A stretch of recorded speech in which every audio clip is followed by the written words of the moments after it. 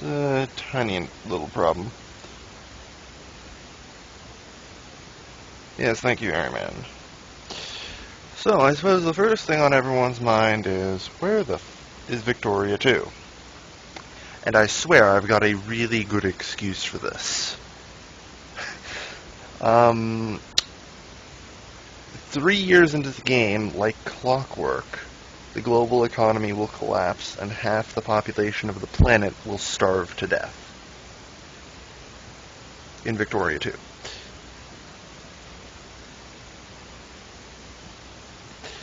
And I have been spending the last several days trying to figure out why and how to fix it. I think it's due to the population balance being different in provinces. So, there's a lot more laborers, but there isn't enough farmers to support the population, so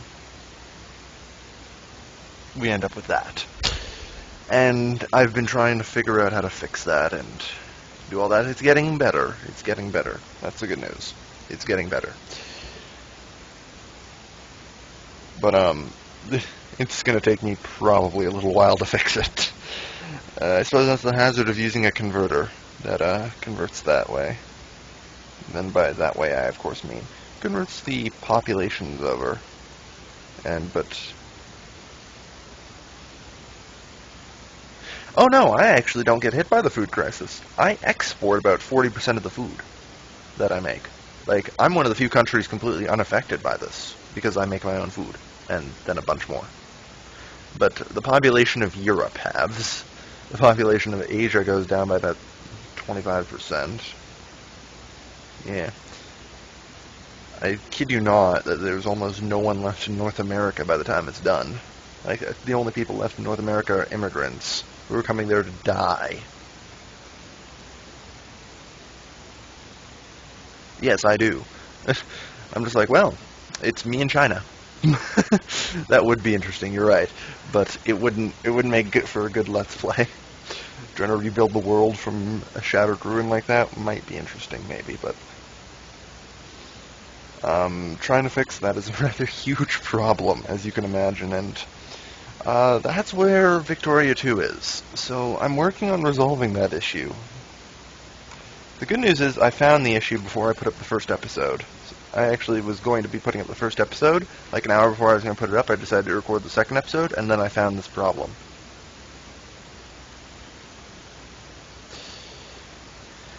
Yeah, I'm actually looking into that. I think the problem is the lack of population in North America. The total population in North America right now is less than 500,000. And there is a significantly large amount of food that's produced in North America, and I think that might be the problem. But it's really hard to figure out.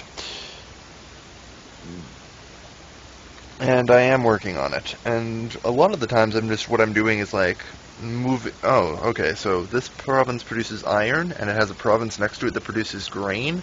I just move like 75% of the laborers over to the grain province and set them to farmers.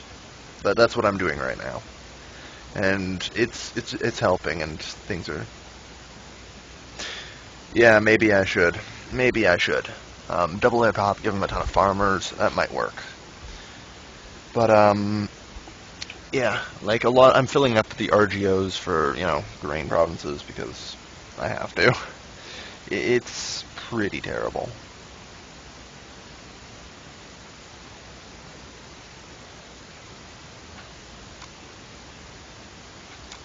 So for all the people wondering, where...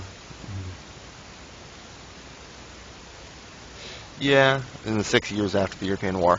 Or just how about during the 24 years of European War? And call them refugees.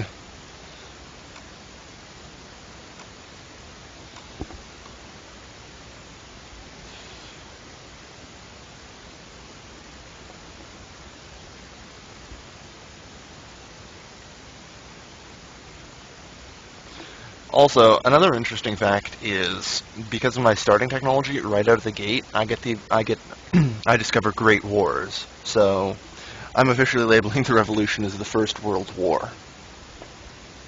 And we're probably going to be having 2 to 3 more World Wars in the course of Victoria 2, if not more.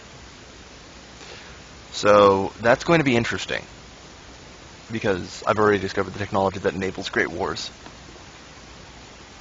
So we could see some rather large-scale conflicts with rather large changes.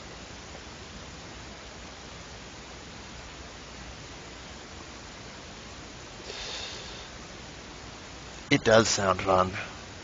But here's the thing, we also need a population to do that, so that's why I have to fix this.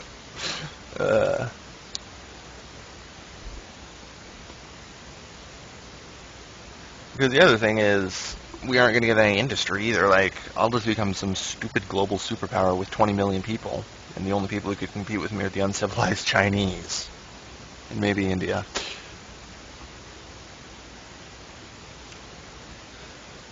But yeah, when the population of Europe subtracted from me and Rome, because Rome's in my sphere of influence and they get first dibs on my food, goes down to less than 5 million.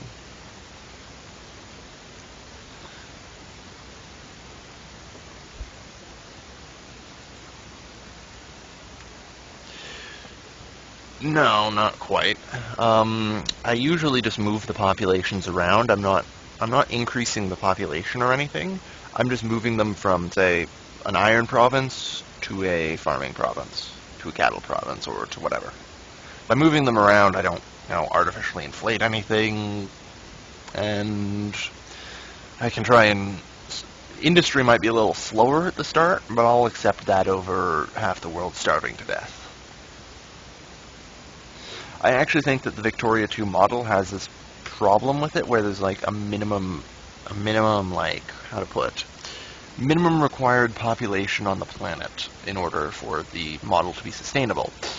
And here's the thing. Yeah, it's a lot more trouble. And that's the thing. We are at like 66% of what Victoria 2's population starting is. Like, we only have 2/3 of the population. It's true. It's actually quite scary. Is what I did was I gave myself all the, what do you call them, industry tax that increase farm output. I single-handedly have enough food to feed the world if I had all the industrial tech for increasing farm production. I single-handedly have enough food to feed the fucking world. Like, I can put off the food crisis if I just gave myself those technologies. And I considered doing it, but then I decided that would be too cheaty. It's pretty hilarious, though. But the good news is, by 1870, it should be physically impossible. Yeah, I'm pretty sure I murdered half of Europe in the last war. We're going with that. I'm pretty sure half of Europe is now dead. Which actually is quite possible, because when a province is occupied, it has a negative % population growth. So, when I occupied Europe for 20 years, then...